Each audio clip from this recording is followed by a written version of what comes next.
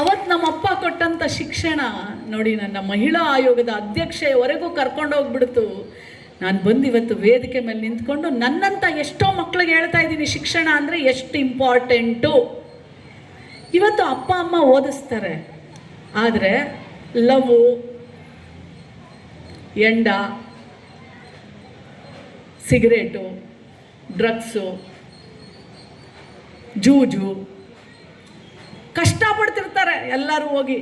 ರೈತರು, ತಾಯಿನೂ ಹೋಗ್ತಾಳೆ ಹುಲ್ ಕುಯ್ಕೊಂಬತ್ತಾಳೆ, ತಾಯಿನೂ ಹೋಗಿ ಎಲ್ಲ ನಿಂತ್ಕೊಂಡು ಆ ರೇಷ್ಮೆ ಹುಳನೆಲ್ಲ ತೆಗಿತಾ ಇರ್ತಾಳೆ, ಎಲೆಗಳನ್ನ ಹಾಕ್ತಿರ್ತಾಳೆ, ಎಲ್ಲ ಮಾಡ್ತಿರ್ತಾಳೆ ನಮ್ಮ ಮಕ್ಕಳು ಓದಲಿ ಅಂತ.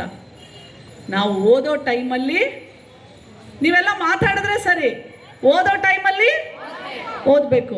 ನನ್ನ ತಮ್ಮ ಹೇಳ್ತಾ ಇದ್ದ, what you feel you attract, what you think you will become. ಏನಂಗಂದ್ರೆ ನೀನು ಏನು ಅನ್ಕೋತೀಯ, ನೀನು ಏನು ಆಲೋಚನೆ ಮಾಡ್ತೀಯ, ಅದು ನೀನು ಆಗ್ತೀಯ. ಯಾವಾಗ ಆಗ್ತೀಯ ಅಲ್ಲವ, ಕಷ್ಟಪಟ್ಟಾಗ. ನೀವು ಕಷ್ಟಪಟ್ಟು ಓದಿದಾಗ, ಓದೋ ವಯಸ್ಸಲ್ಲಿ ನಾವು ಲವ್ ಮಾಡ್ಕೊಂಡು ಹೋಗ್ಬಿಟ್ರೆ ಬರೀ ನನ್ನ ಹತ್ರ ಬರೋವೆ ಅವು. ತಂದೆ ತಾಯಿ ಫೋನ್ ಮಾಡ್ತಾರವ, ಮೇಡಮ್ ನನ್ನ ಮಗಳು 16 ವರ್ಷ ಮೇಡಮ್ ಕಷ್ಟಪಟ್ಟು ನಾನು ಕಾಲೇಜ್ಗೆ ಹಾಕಿದ್ದೀನಿ ಮೇಡಮ್, ನನಗೇ ಗೊತ್ತಿಲ್ಲ ಹೋಗ್ಬಿಟ್ಟಿದ್ದಾಳೆ ಮೇಡಮ್ ಅಂತ ಬಂದು ಕಾಲು ಹಿಡ್ಕೊಂಡು ಅಳ್ತಾ ಇರ್ತಾಳವ.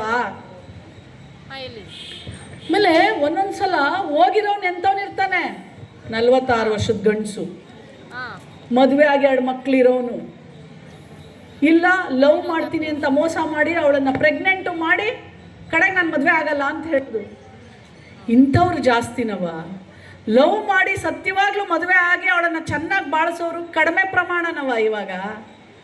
ಹಾಗಾಗಿ ಗಂಡ್ಮಕ್ಳೇ ನೀವೇ ಮಾಡ್ತೀರಾ ಅಂತೇನಿಲ್ಲ, ಹೆಣ್ಮಕ್ಳು ಒಂದೊಂದು ಸಲ ನಿಮಗೆ ಕೈ ಕೊಡ್ತಾರೆ, ಇಲ್ಲ ಅಂತ ಹೇಳಲ್ಲ.